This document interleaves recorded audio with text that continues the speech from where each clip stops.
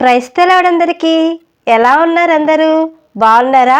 మీ అందరికీ దేవుని పేరిట శుభములు కలుగును గాక. అలానే నూతన సంవత్సరం యొక్క శుభాకాంక్షలు. ఈరోజు మనం నేర్చుకోబోయే టాపిక్ ఏంటంటే దేవుడు నూతనం చేయు సంవత్సరము. యెషయా 43:19 అధ్యాయంలో ఇదిగో నేను నూతనమైన కార్యము చేయుచున్నాను. గత సంవత్సరం నుండి నూతన సంవత్సరానికి వచ్చాం. ఈరోజు కేవలం తేదీ మారిన రోజు కాదు. గత సంవత్సరం మనకు అన్నీ ఇచ్చి ఉండకపోవచ్చు, మనకు కావలసిన అన్నీ జరిగి ఉండకపోవచ్చు. కొందరికి కలలు నెరవేరలేదు, కొందరికి ఆరోగ్యం దూరమైంది, కొందరికి ప్రియమైన వారు దూరమయ్యారు, కొందరికి ప్రార్థించిన జవాబు రాలేదు అనిపించింది. మనం బలంగా కనిపించిన లోపల మాత్రం చాలాసార్లు విరిగిపోయాం. కానీ దేవుడు మనల్ని వదిలేశాడా? ఇక అంతా అయిపోయిందా అంటే లేదు. దేవుడు ఇలా వాగ్దానం చేస్తున్నాడు. విలాప వాక్యములు 3వ అధ్యాయము 22వ వచనంలో యెహోవా కృపల వలన మనము నిర్మూలము కాలేదు. మనం పడిపోయాం కానీ నాశనం కాలేదు. మనం ఏడ్చాం కానీ విడిచిపెట్టబడలేదు. మనం ఈరోజు బ్రతికున్నామంటే ఇది మన తెలివితో కాదు, మన నీతితో కాదు, దేవుని కృపతో. దేవుడు మనకు ఇంకా అవకాశం ఇస్తున్నాడు. దేవుడు నీ కథ ముగియలేదు అంటున్నాడు. మనకు అనిపించవచ్చు, ప్రభువా నా జీవితం పాడైంది అని. కానీ దేవుడు అంటున్నాడు, నేను ఇంకా పని చేయడం పూర్తి చేయలేదు. బైబిల్లో పేతురు జీవితాన్ని చూసుకుంటే అతను యేసుని ప్రేమించాడు కానీ యేసుని తిరస్కరించాడు. చేదు కన్నీళ్లు పెట్టాడు. అది అతని చివరి అధ్యాయం కాదు. అదే దేవుడు పేతురుతో కొత్త అధ్యాయం మొదలుపెట్టాడు. సంవత్సరం మారడం కాదు ముఖ్యం, దేవుని చేతిలోకి మనం వెళ్ళడం ముఖ్యం. ఈరోజు దేవుడు మనలను అడుగుతున్న ప్రశ్న, నీవు నీ గతాన్ని నా చేతుల్లో పెట్టగలవా అని.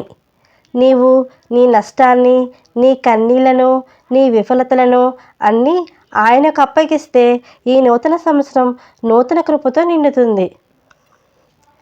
దేవుడు నూతనము చేయు దేవుడు. మన దేవుడు పాతదానిలో జీవించే దేవుడు కాదు. మన దేవుడు చరిత్రలో ఆగిపోయిన దేవుడు కాదు. ఆయన ఇప్పటికీ పనిచేయు దేవుడు. పైన చెప్పుకున్నట్లుగా యెషయా 43:19 అధ్యాయం ప్రకారం దేవుడు చెప్పేది ఏమిటి? నేను చేస్తాను కాదు, నేను చేయుచున్నాను అంటే ఇప్పుడే పని మొదలుపెట్టాడు. కానీ మనం చాలాసార్లు ఇలా అనుకుంటాం, ఇంతకుముందు ఎప్పుడైనా చేశాడా? గతంలో ఏమీ జరగలేదు, ఇప్పుడైతే కష్టం అని. కానీ దేవుడు మనలని అడుగుతున్నాడు, నీవు కళ్ళతో కాకుండా విశ్వాసంతో చూస్తున్నావా అని.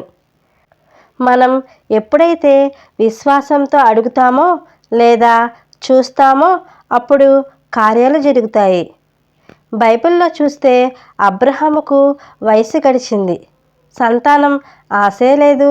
కానీ దేవుడు వాగ్దానం ద్వారా నూతన భవిష్యత్తు ఇచ్చాడు.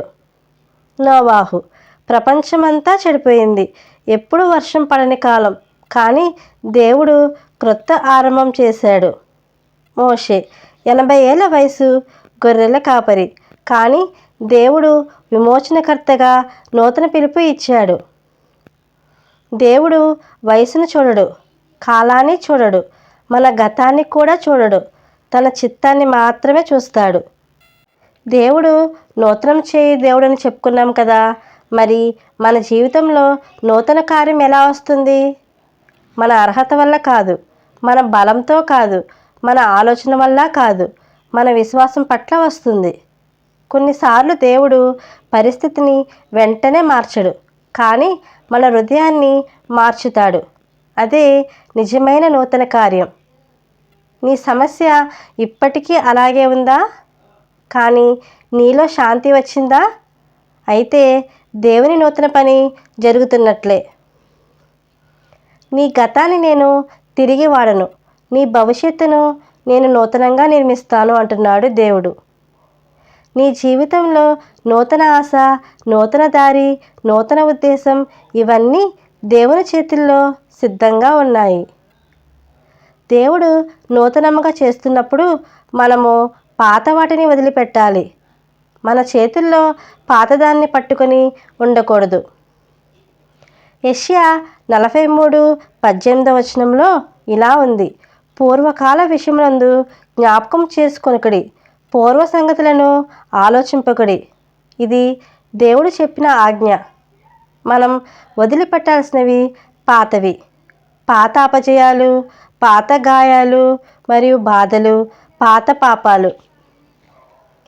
పాత అపజయాలని మనకు చెప్తాయి నువ్వు పనికిరావు అని.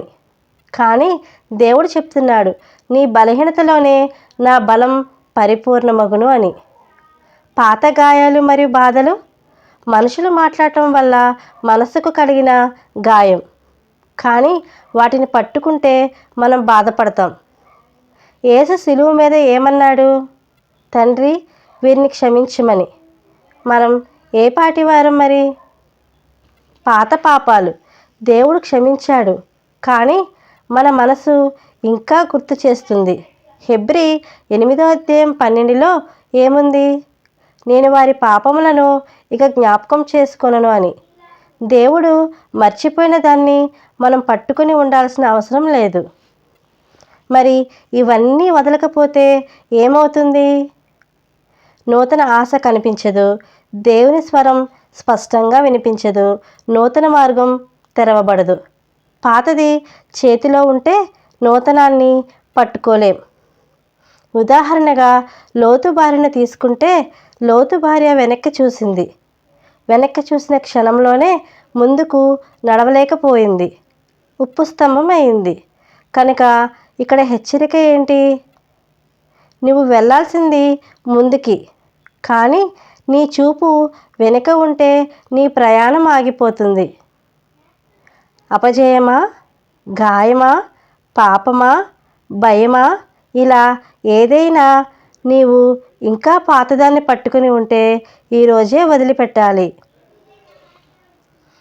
పాతవి వదిలిన వారికే దేవుడు అరణ్యంలో మార్గం, నదులను చూపుతాడు. యెషయా గ్రంథము 43:19 ఉంది.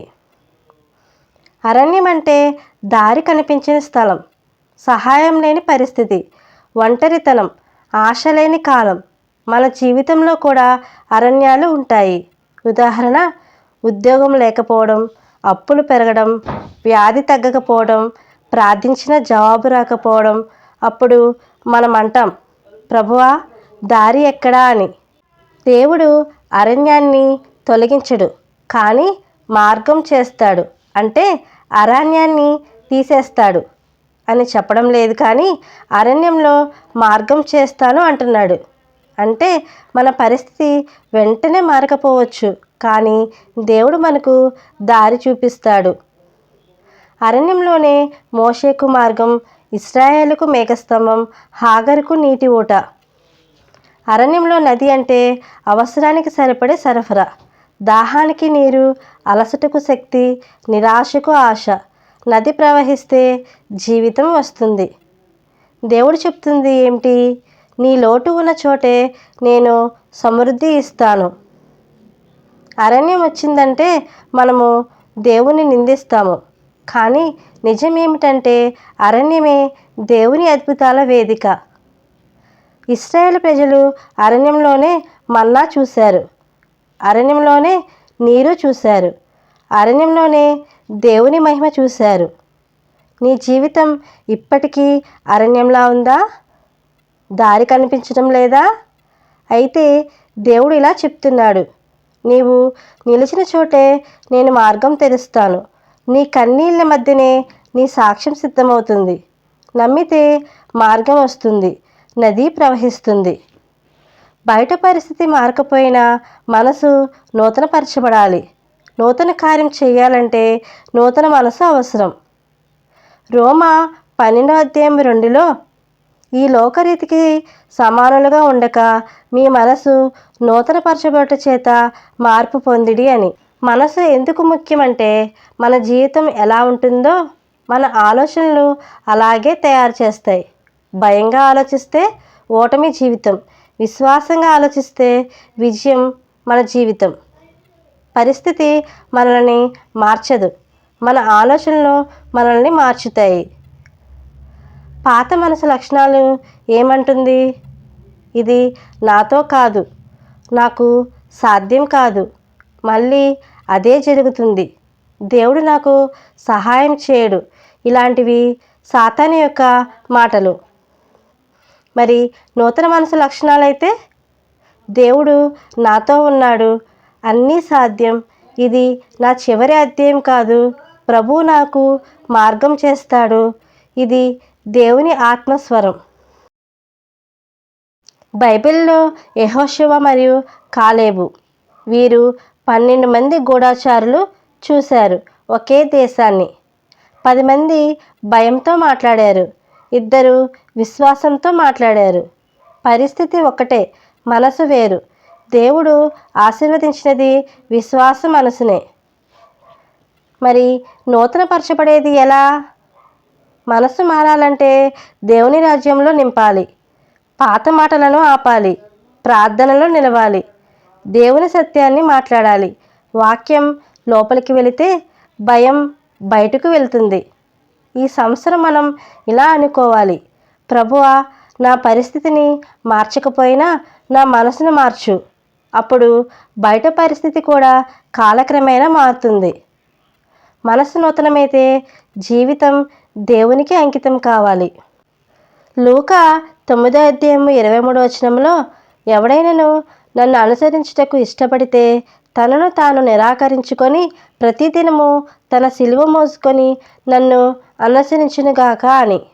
ఒక్కరోజు అంకితం కాదు, ప్రతిదినం అంకితం. చివరిగా ఈ నూతన సంవత్సరంలో మనలను పిలుస్తున్నాడు.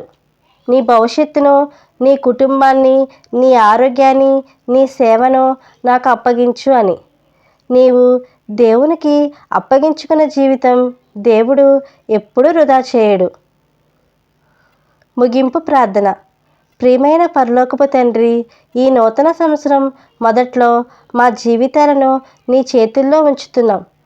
పాతవి వెనుకపెట్టి నూతన ఆశతో ముందుకు నడిపించు. మా మనసులను నూతనపరచు, మా అడుగులు స్థిరపరచు. ఈ సంవత్సరం మా కన్నీళ్లు సాక్షులుగా మారునుగాక, మా ప్రార్థనలు జవాబులుగా మారునుగాక. యేసుక్రీస్తు నామంలో ప్రార్థిస్తున్నాం, ఆమేన్. సో ఇది ఫ్రెండ్స్, ఈ నూతన సంవత్సరంలో దేవుడు మనతో మాట్లాడిన మాటలు ఇవి. మీకు ఎలా అనిపించింది? మీకు గనక ఆత్మీయంగా అనిపించినట్లయితే నన్ను సపోర్ట్ చేయండి. మీరు ఇచ్చే లైక్, కామెంట్, షేర్ ద్వారా నన్ను ఎంతో సపోర్ట్ చేసిన వారు అవుతారు. Thank you friends. మరొక టాపిక్తో కలుసుకుందాం.